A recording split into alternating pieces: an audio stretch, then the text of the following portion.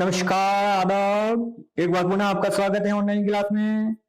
आज हम पढ़ेंगे पृथ्वी के मुख्य कटिबंध के बारे में। कौन कौन से कटिबंध है मुख्यतः सामान्य जानकारी प्राप्त करेंगे। हम सभी प्रकार के कंपटीशन एग्जाम में भूगोल से संबंधित प्रश्न पूछे जाते हैं, तो आपको पृथ्वी के कटिबंध के बारे में भी जानकारी होनी चाहिए।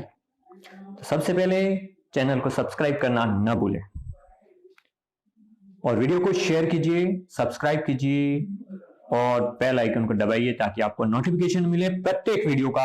आप इसको पढ़ सको बिल्कुल फ्री में, निःशुल्क। तो शुरुआत करते हैं पृथ्वी के कटिबंध से। पृथ्वी के मुख्य कटिबंध कौन कौन से हैं और उनका अक्षांशीय विस्तार कहां कहां पर है, इस चीज का अध्ययन हम जरूर करेंगे।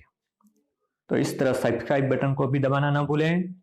अगर आप पहली बार आए हैं तो वीडियो को सब्सक्राइब जरूर करें और अपने दोस्तों को भी बताएं, अपने मित्रों को भी बताएं ताकि उनको भी ये लाभ मिल सके।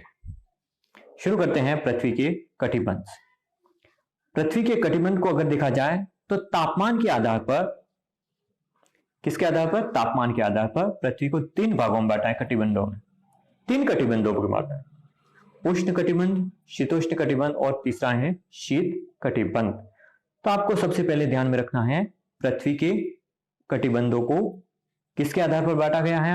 यह अध्ययन कर रहे हैं वो तापमान के आधार पर। कभी भी पूछा जा सकता है कि तापमान के आधार पर पृथ्वी को कितने कटिबंधों में बांटना है, कितने भागों में बांटा है, विभक्त किया गया है। तो तीन भागों में विभक्त किया गया है। पहला उष्ण कटिबंध, दूसरा शीतोष्ण कटिबंध, तीसरा है शीत कटिबंध। अब देखिए अक्षांशीय विस्तार के आधार पर, पहले वाला वीडियो देख लेना, अक्षांश और देशांतर, उसमें आपको पता चल जाएगा। तो ये पूरा ग्लोब है, तो ग्लोब की ये बीचों बीच की जो रेखा है वो कहलाएगी भूमध्य रेखा। कौन सी रेखा है ये? भूमध्य रेखा, जिसका मान था 0 डिग्री अक्षांश। ठीक है, तो इस भूमध्य रेखा के उत्तर में उत्तरी गोलार्ध है और दक्षिण में दक्षिणी गोलार्ध। अब जो उत्तरी गोलार्ध में ये 23.5 डिग्री रेखा है, ये 23.5 डिग्री उत्तरी अक्षांश है, वो क्या है? 23.5 डिग्री उत्तरी अक्षांश को कहा जाता है कर्क रेखा, और नीचे 23.5 डिग्री ये है, उसको कहा जाता है मकर रेखा। कौन सी रेखा कहलाएगी? 23.5 डिग्री दक्षिणी अक्षांश, ये कहलाएगी मकर रेखा। तो कर्क रेखा और मकर रेखा के बीच का ये जो भाग है ये उष्ण कटिबंध कहलाता है। कौन सा भाग कहलाएगा? ये उष्ण कटिबंध, क्योंकि यहाँ पे सर्वाधिक सूर्य ताप प्राप्त होता है, सूर्य की किरणें सीधी गिरती हैं, इसलिए इसको उष्ण कटिबंध के अंतर्गत रखा है। उष्ण का मतलब गर्म, तो यहाँ पे तापमान बहुत अधिक रहता है, इसलिए उसको उष्ण कटिबंध कहा जाता है। क्योंकि यहाँ पे तापमान अधिक है तो वाष्पीकरण की क्रिया भी तेज होती है, तो ऐसी स्थिति में वर्षा भी सर्वाधिक इन्हीं भागों में होती है, भूमध्य रेखा के आसपास। 5 डिग्री के आसपास तापमान भी अधिक रहता है और वर्षा भी अधिक होती है। तो इस तरह हमने अभी देखा कि भूमध्य रेखा के उत्तर में 23.5 डिग्री और दक्षिण में 23.5 डिग्री, यानी कर्क और मकर रेखा, इन दोनों के मध्य का ये जो भाग है वो कहलाएगा उष्ण कटिबंध। दूसरा भाग, पहला उष्ण कटिबंध हो गया, दूसरा कौन सा कटिबंध है? शीतोष्ण कटिबंध। शीत प्लस उष्ण, इसलिए इसको कहा जाता है शीतोष्ण। अब यहाँ पे 23.5 डिग्री कर्क रेखा थी, तो 23.5 डिग्री से 66.5 डिग्री ये यहाँ इसके मध्य में जो कटिबंध है इसको कहा जाता है शीतोष्ण कटिबंध।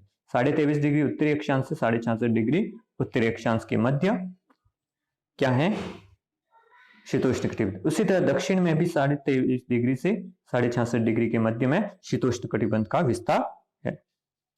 तो इस तरह देखा जाए तो इसको कहा जाता है शीतोष्ण कटिबंध। तीसरा और अंतिम कटिबंध है तापमान के आधार पर शीत कटिबंध। अब शीत कटिबंध का विस्तार कहां पे होगा? ध्रुवों के पास में, 66.5 डिग्री से 90 डिग्री तक फैला हुआ। उत्तरी गोलार्ध और दक्षिणी गोलार्ध में भी 66.5 डिग्री से 90 डिग्री के मध्य में ये विस्तार है, उत्तरी और दक्षिणी गोलार्ध में, जिसको कहा जाता है शीत कटिबंध। कौन सा कटिबंध कहलाएगा? शीत कटिबंध।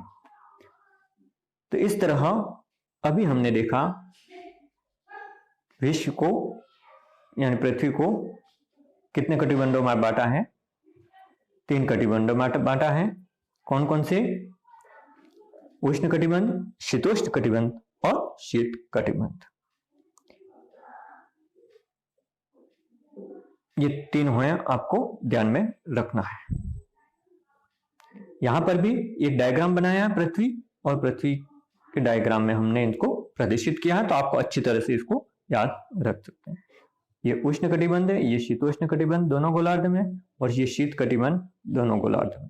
तो ये आपको कम से कम याद रखना है। इसी तरह हम देख लेंगे, इसको मानचित्र में भी देख सकते हैं। इस चीज को मानचित्र में भी प्रदर्शित कर सकते हैं।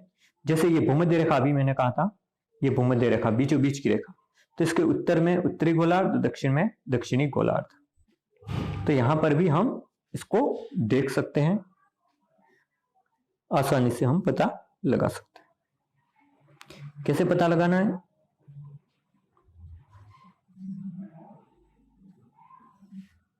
क्या करना है आपको कि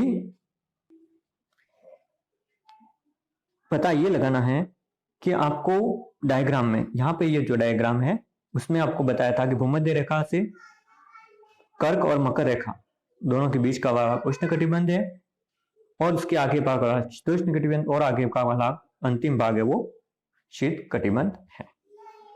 इस तरह आप इसको अपने मानचित्र में भी देख सकते हो कि कहां पर कौन से महाद्वीप में किस प्रकार की जलवायु देखने को मिलती है। तो आप देखिए, ये बीचों बीच की रेखा है भूमध्य रेखा, ये रेखा, इसके उत्तर में यहां से यहां तक का जो विस्तार है वहां पर उष्ण कटिबंध है। इसके ऊपर यहां से यहां तक देखा जाए तो दोनों ओर शीतोष्ण कटिबंध है, और बिल्कुल उत्तरी भाग है यहां पर ये बर्फ ही बर्फ है, शीत कटिबंध। तो इस तरह मानचित्र में भी आप देख सकते हो कौन कौन से देश सम्मिलित हैं। उसको देखते हुए आप अध्ययन कर सकते हो। मानचित्र को देखते हुए भी आपको अध्ययन करना है, कौन से भाग उष्ण कटिबंध, कौन से भाग शीतोष्ण कटिबंध, और कौन से भाग शीत कटिबंध के अंतर्गत आते हैं। आई होप कि आपको वीडियो पसंद आया होगा और आपके ज्ञान में वृद्धि हुई होगी।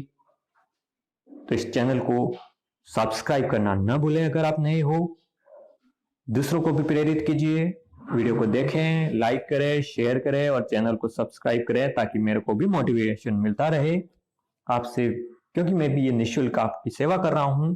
तो मौका दीजिए मेरे को अच्छे अच्छे वीडियो बनाने का, क्योंकि आप सब्सक्राइब करोगे, कमेंट करोगे, तभी मेरे को पता चल जाएगा कि आपको वीडियो अच्छा लग रहा है या नहीं लग रहा है। अच्छा लगे चैनल को सब्सक्राइब जरूर करना, वीडियो को अपने दोस्तों के साथ शेयर भी जरूर कीजिए। Thank you. अगले वीडियो का इंतजार कीजिए।